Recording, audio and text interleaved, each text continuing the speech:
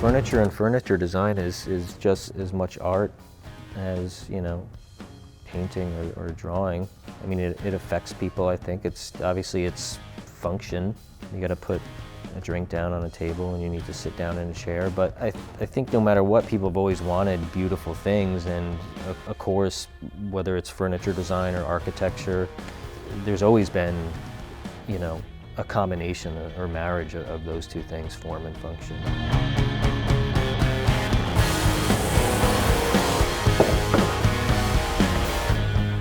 Well, new business is always just like pretty much, getting everyone to realize you exist. And then, when they do and they give you a chance, it's, making sure you don't fuck up.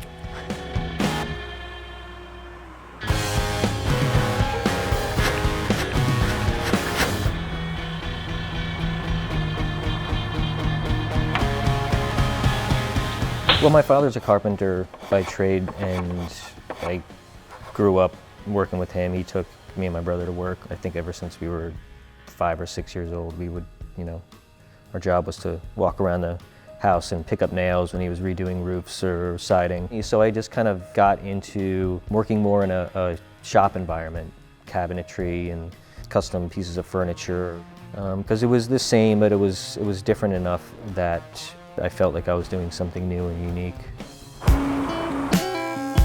That kind of, I think, was the turning point where I realized I wasn't just, a carpenter anymore.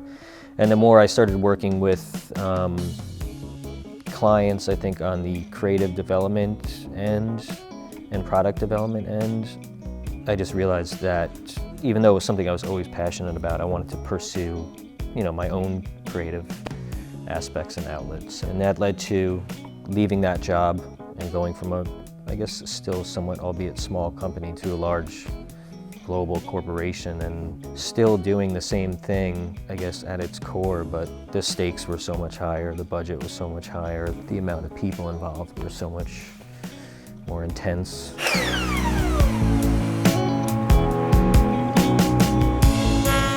I guess maybe I got too deep into the white collar world and realized that I didn't like it that much. It just kind of felt out of place. I went too far away from where I'd come from, so I guess I needed to not go back, but yeah, I had to go back, but I couldn't do it, working for somebody else, so I guess the only way I could do it was to start my own business. What I wanted to establish here is just things being a bit more mellow and really being into and focused on what you're doing, because it's easy to be distracted about, whether you're doing a good enough job, or are you doing it quick enough or fast enough, or the supervisor looking over your shoulder, am I going to get that promotion, that kind of thing, whatever. So you, not only are you opening up yourself to possibly getting hurt, but you could compromise the quality of the job, you can make a cut wrong, and you're also not learning anymore, and you're not enjoying what you're doing.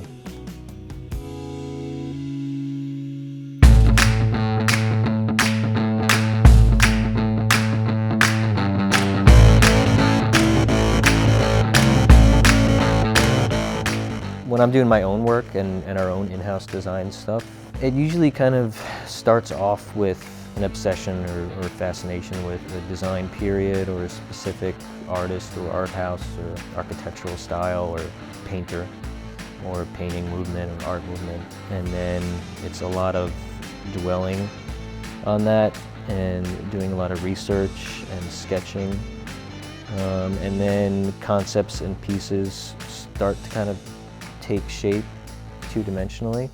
Then it's kind of a lot of playing around with whatever scrap materials in the shop, kind of doing mock-ups and seeing it in 3D and figuring out if, does it actually look good in 3D now that, it's there. And it does start to kind of take shape after a couple weeks, and that's really exciting.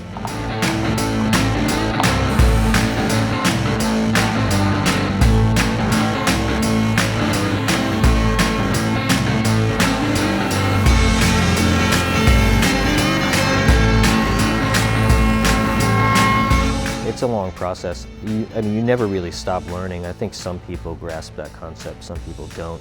Sure, you can be obviously very experienced and established and know what you're doing, but there's always going to be a curveball. You do kind of have to keep learning and progressing on that level. Otherwise, I think you start to put up a roadblock or a mental block and say, no, that's not going to work, that's not possible. Trust me, I've tried to do it before, it's not going to happen. And then nothing happens.